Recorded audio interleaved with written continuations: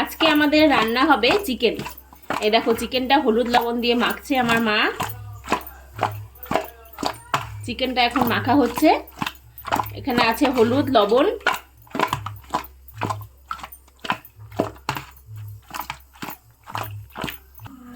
আর এই যে চিকেনের মশলা সব। এখানে আছে টমেটো, গোটা রসুন, একটা গোটা পেঁয়াজ দিয়েছি কারণ আমি মাংসতে গোটা পেঁয়াজ খেতে ভালোবাসি। আর এখানে আছে পেঁয়াজ কুচি। আর এই যে দেখো আলুটা ভাজা হয়ে গেছে। আগে আলু ভেজে রেখেছি, আলুগুলো সব ভেজে রেখেছি, ভালো করে ভেজে রেখেছি। এই যে এখানে পেঁয়াজ রসুন। এই যে চিকেনটা মাখা হয়ে গেছে। এই দেখো চিকেনের লেগ পিসগুলো এভাবে কেটে নিয়েছি। এই যে দুটো লেগ পিস আছে। আর এই যে এটা কে কে খেতে পছন্দ করো? আমি তো এটাকে চিকেনের কচমুচি বলি। এটা খেতে খুব ভালো লাগে। আর এই দেখো এখানে তেল গরম হচ্ছে। এবার চিকেনটাকে ফ্রাই করে নেব। আমি কিন্তু ব্রয়লারের চিকেন আগেই ভালো করে ফ্রাই করে নিই তেলে, তারপর রান্নাটা শুরু করি। এটা আমার মার প্রসেস। আগে মা বলে চিকেনটা মাছের মতন করে ভেজে নিলে খেতে ভালো লাগে। এই দেখো তেল গরম হয়ে গেছে। এই কালো কালো যেগুলো দেখছো এগুলো হচ্ছে আমি বেগুন ভেজে, এই যে বেগুন ভেজেছিলাম, সেই জন্যেই একটু কালো কালো হয়ে আছে। এবার কড়াইতে চিকেনগুলো সব দিয়ে দেব।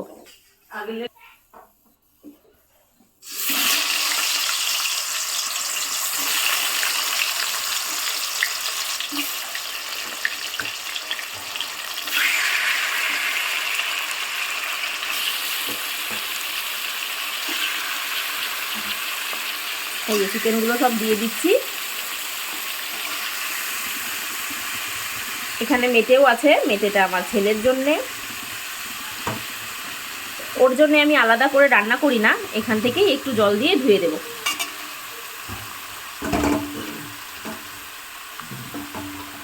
এই যে সবগুলো চিকেন দিয়ে দিলাম। এবার গ্যাসটাকে বাড়িয়ে দিচ্ছি। এখন ভালো করে চিকেনটা ভেজে নেব।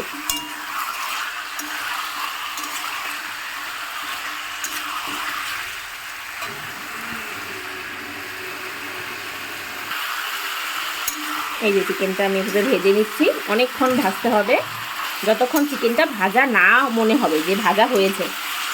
একটু বেশি করে ভাজবো, তাহলে চিকেনটা খেতে খুবই টেস্টি লাগবে।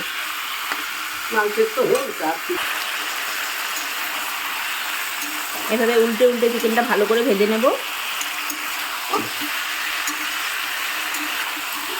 না হলে সবটা চিকেন ভালো করে ভাজা হবে না। এভাবে নেড়ে নেড়ে ভাজতে হবে। তোমরা আজকে আমার এই চিকেনের রেসিপিটা দেখতে থাকো। যদি ভালো লাগে তোমরাও অবশ্যই এভাবে একদিন ট্রাই করবে। এই স্টাইলটা হচ্ছে আমার মার রান্নার স্টাইল। আমার মা এভাবেই চিকেন ফ্রাই করে তারপর রান্না করতো।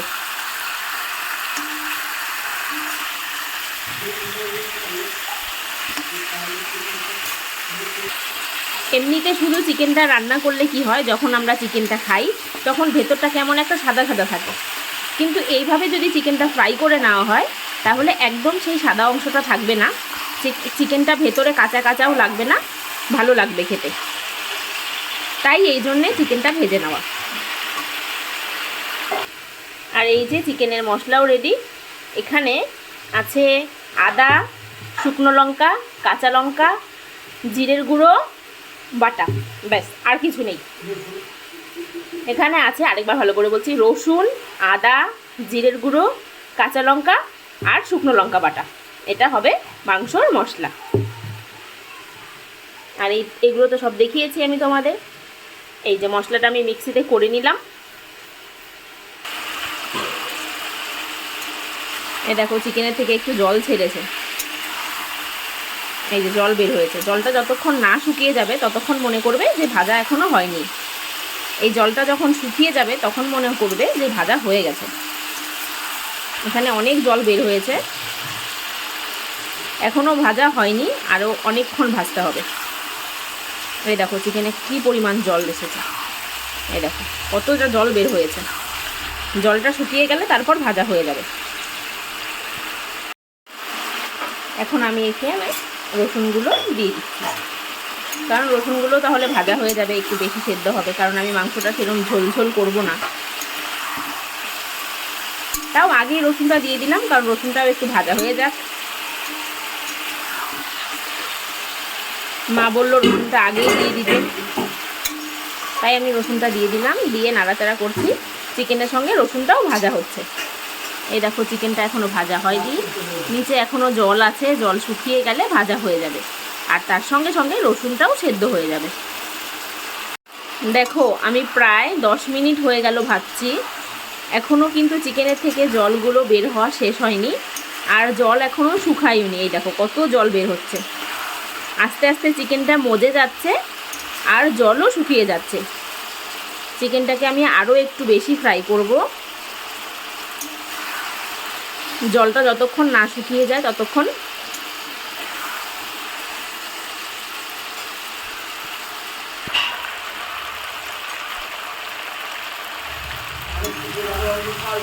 এই যে দেখো চিকেনটা আমার ভাজা হয়ে গেছে। এখন আর চিকেনের মধ্যে একটুও জল নেই, নিচে হালকা হালকা লেগে যাচ্ছে। এই দেখো তেল বের হচ্ছে, এই দেখো তেল। জল যতটুকু ছিল সব জল শুকিয়ে ফেলেছি আমি ভেজে ভেজে। এখন সবগুলো চিকেন ভালো মতন ভাজা হয়ে গেছে। দেখো চিকেনের পিসগুলো সব চুপসে গেছে, ভাজা হয়ে ছোট ছোট হয়ে গেছে। এই দেখো চিকেনের পিসগুলো যত বড় বড় ছিল এখন কিন্তু ছোট ছোট হয়ে গেছে ভাজা হয়ে। আমার ভাজা হয়ে গেছে, আমি এবার এগুলো সব তুলে নেব। এই দেখো লেগ পিসগুলো একটু কম ভাজা হয়েছিল, তাই আমি আবার লেগ পিসগুলোকেই শুধু ভালো করে ভেজে নিচ্ছি।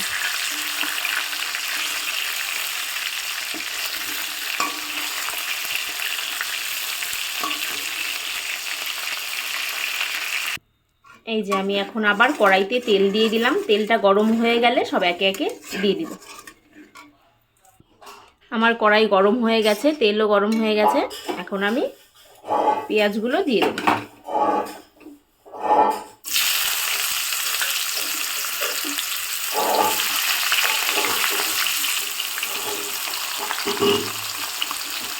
আমি সব পেঁয়াজ কুচিগুলো দিয়ে দিচ্ছি।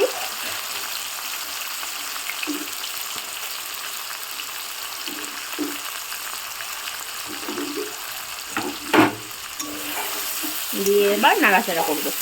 পেঁয়াজটা ভাজা হয়ে গেলে পরে দিয়ে দেব মশলা। আগে ভালো করে পেঁয়াজটা ভেজে নেব। এখানে গোটা পেঁয়াজটাও একবারে দিয়ে দিয়েছি, গোটা পেঁয়াজটাও ভাজা হয়ে যাবে। এখানে আমি দেখো একটু ধনেপাতা কুচি করে রেখেছি, এই যে এটা মাংস শেষে দেব, এখন না। আর এই যে আমি চিকেনটা ভেজে উঠিয়ে রেখেছি এখানে। এই যে আমার পেঁয়াজটা ভাজা হয়ে গেছে, আমি এখানে মশলাগুলো সব দিয়ে দেব।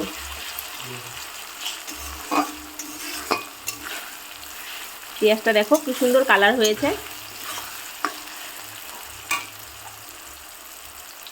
এখন আমি মশলাগুলো ঢেলে দিচ্ছি।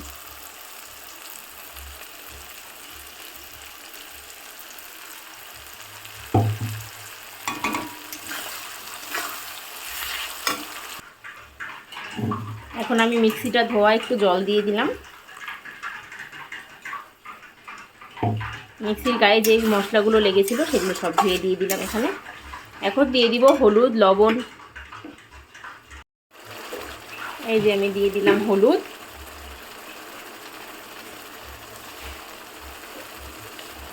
আমি 2 চামচের মতন হলুদ দিয়ে দিলাম।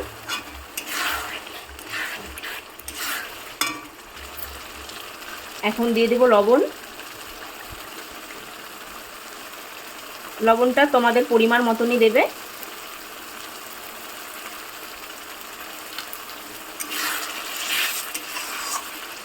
এখন মশলাটা ভালো করে কষে নেব। মশলাটা কষানো হয়ে গেলে চিকেন আর আলু যেগুলো ভেজে রেখেছিলাম সেগুলো সব এখানে একে একে দিয়ে দিব। এখন আমি এখানে দিয়ে দিচ্ছি টমেটো। টমেটোটা আমি আগেই দেইনি, কারণ টমেটোটা বেশি গলে যাবে, তাহলে বেশি ভালো লাগে না, তাই টমেটোটা আমি একটু পরে দিলাম। এই যে এখন আমি মশলাটা হালকা কষা হয়ে গেছে, সবটা কষানো হয়নি, আরও কষানো হবে। আমি এখন দিয়ে দেবো এখানে আলু। আলুগুলো আগেই ভেজে রেখেছিলাম, সেই আলুগুলো আমি সব দিয়ে দিচ্ছি।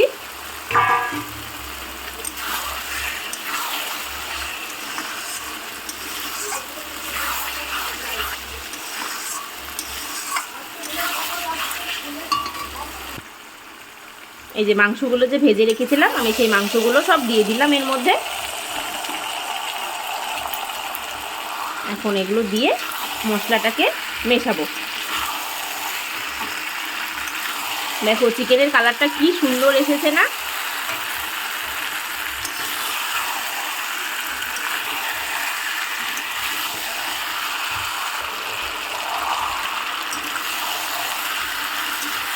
এই যে মশলাটা কষানো হচ্ছে। চিকেনটা কিন্তু দেখে এখনই লোভ লাগছে, মনে হচ্ছে এখনই কড়াই থেকে নামিয়েই খেয়ে নিই। এই দেখো আমার রসুন, টমেটো, আলু, চিকেন, এই দেখো গোটা পেঁয়াজ, এভাবে ভালো করে কষতে হবে। এভাবে সবসময় নাড়াচাড়া করতে থাকতে হবে, তাহলে নিচে লেগে যাবে না। মাংসটা আরেকটু কষানো হবে, তারপর আমি এখানে ঝোল দিয়ে দেবো।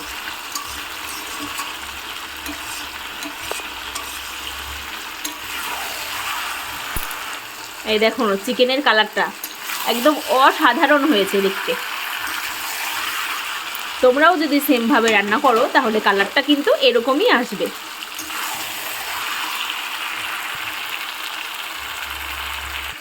এই যে আমি এখন দিয়ে দিচ্ছি এর মধ্যে একটু মিট মশলা। চিকেনের মধ্যে আবার আমার মিট মশলা না দিলে ভালো লাগে না।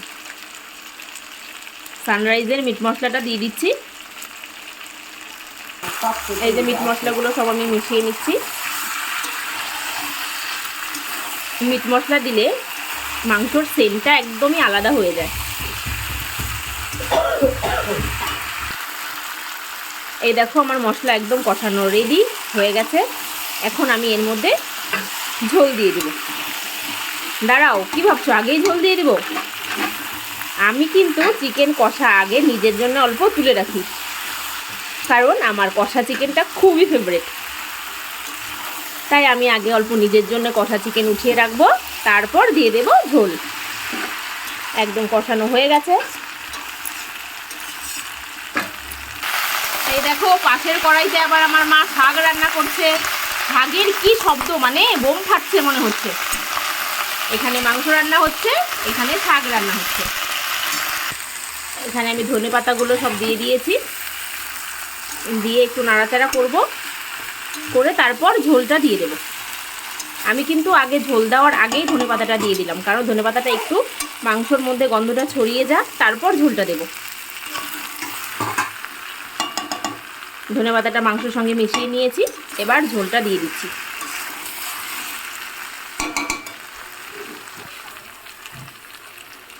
মাংসটার যা সেন্ট বের হয়েছে না, কি বলবো।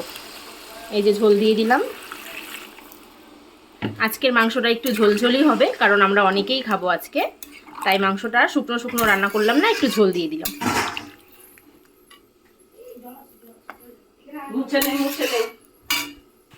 এই যে আমি ঝোল দিয়ে দিয়েছি। দেখো ঝোলটা কি সুন্দর লাল লাল হয়েছে কালার। ঝোলটা ফুটে গেলে তারপর আমি এর মধ্যে গরম মশলা আর ঘি দিয়ে দেব। এখন অপেক্ষা করি ঝোলটা ফুটে যাওয়ার। আমার ঝোলটা একদম ফুটে গেছে, ঝোল একদম রেডি, চিকেনের ঝোল একদম রেডি। সাইডে দেখো শাকও হচ্ছে। এখন এর মধ্যে আমি দিয়ে দেব গরম মশলা।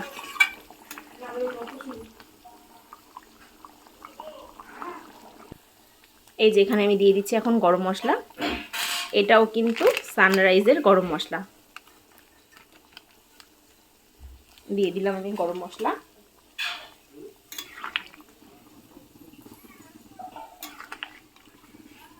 এই আমি গরম মশলাটা দিয়ে একটু মিশিয়ে নিচ্ছি। এই দেখো কালারটা কত সুন্দর এসেছে, একদম টকটকা লাল কালার। আর এই দেখো উপর দিয়ে তেল। তেল না উঠলে কি আর বাঙালির রান্না হয় বলো। এই যে একদম আমার চিকেনের ঝোল রেডি হয়ে গেছে। তোমরা যারা যারা আমার এই রেসিপিটা দেখে ভালো লেগেছে মনে করবে, তারা এরমভাবে একদিন চিকেন ট্রাই করে ফেলবে। দেখবে খেতে অসাধারণ টেস্ট লাগে। আমি যেভাবে যেভাবে ভেজে ভেজে করেছি তোমরাও ঠিক এভাবেই করবে।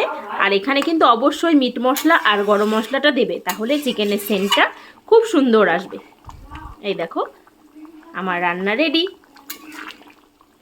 আমার রান্না কমপ্লিট হয়ে গেছে। এখন আমি এটাকে নামিয়ে নেব। তোমাদের যদি আমার রান্নাটা ভালো লাগে তাহলে আমার এই চ্যানেলটাকে লাইক, কমেন্ট আর শেয়ার করতে একদম ভুলবে না। Thank you, bye by.